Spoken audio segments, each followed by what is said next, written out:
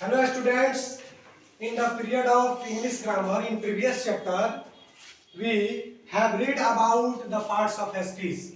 Do you know? Yes or no? Yes. So as we know, there are 8 types of parts of speech. First, noun. Second, pronoun.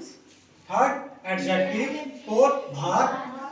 Adverb, preposition, conjunction and interjection. So the first in the parts of the speech we will read about the noun.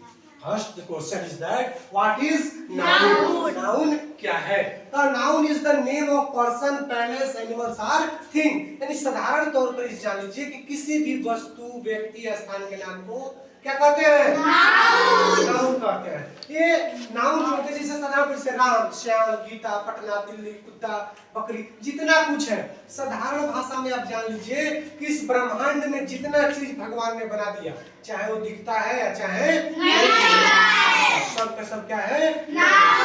जैसे लड़का, मैं दिख रहा हूँ, हवा, हवा दिख रहा है जी। तो ट्रेडिशनल ग्रामर में डायरेक्ट 5 काइंड्स होते थे नाउन का। कितने काइंड्स होते थे?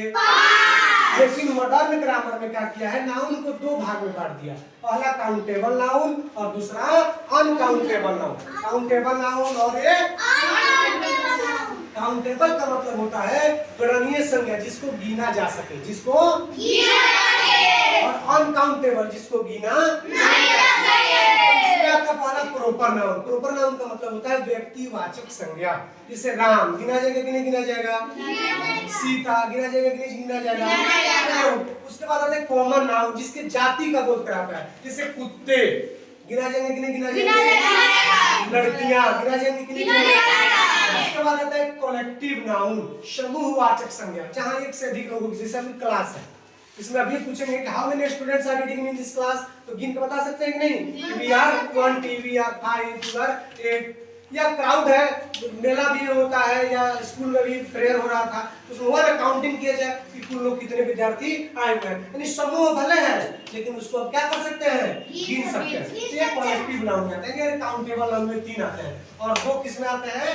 अनकाउंटेबल नाउन में। इसको पहले होता है मटेरियल नाउन, द्रव्यवाचक संज्ञा, जिसको गिन कर ना दिया जाए, क्या किया जाए? तौल कर दिया जाए और नहीं तो नाप के दिया जाए। जैसे अभी आप दूध खरीदने जाते हैं, दूध खरीदने जाते हैं तो क्या 5-6 को दूध लेकर आते हैं? नहीं। कैसे लाते हैं?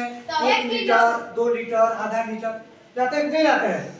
चीनी खरीदने जाते हैं तो दुकानदार से क्या बोलते हैं कि अंकल जी 5-6 चीनी दे दीजिए, बोलते हैं आप ऐसे? क्या बोलते हैं? सर 250 ग्राम, 1 केजी या जो कुछ भी हो तोड़ के देते हैं। कपड़ा खरीदने जाते हैं तभी आप 2 मीटर 3 मीटर, पता ही नहीं। आप अपना गहना खरीदने जाती है तो सोनार से क्या बोलती है कि 500 को गहना दे दीजिए, दाम को देता है तो तौल कर देता है, देता नहीं देता है।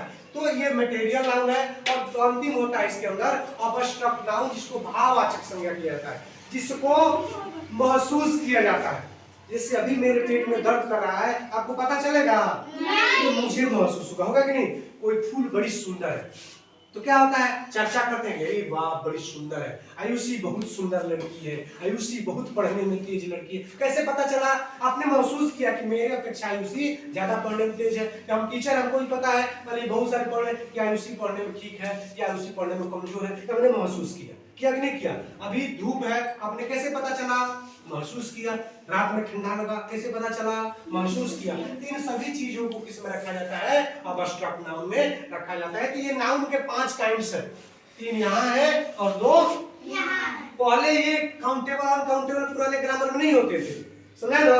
उसमें डायरेक्ट होता था there are 5 kinds of noun और 5 का नाम लिख दिया जाता था। लेकिन आधुनिक ग्रामर में बच्चा और बेहतर समझे इसके लिए काउंटेबल नाउन और अनकाउंटेबल, मतलब दिमाग पहले तो जाएगा कि भाई गिनाएगा कि नहीं गिनाएगा, तो पता लगे ये तो गिनाने वाला है, इसको जो इस पर हम इसको जो है प्रॉपर है कि कॉमन है कि कलेक्टिव, इस पर चर्चा करेंगे। और अनकाउंटेबल ये तो मटेरियल नाउन है, द्रव्यवाचक संज्ञा, ऐसा ही अनकाउंटेबल है मतलब कि नहीं गिनाएगा।